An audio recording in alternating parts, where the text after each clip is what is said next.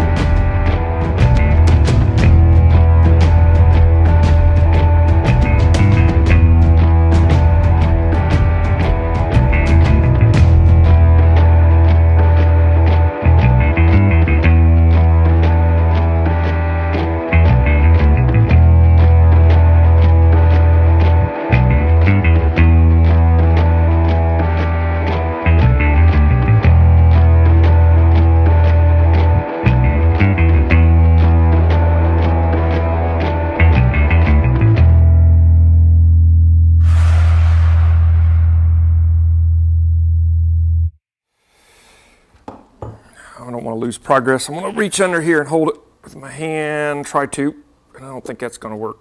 Yeah, it does. You can put the wrench on it like this. There, supposed to put the wrench on first, so you counterclockwise, hold it in place, and tighten this nut in a counterclockwise backwards thread motion so it gets good and tight. Watch it not to slip and scratch. And then let's test it. It's pretty tight. Make sure everything is, all your dogs are engaging.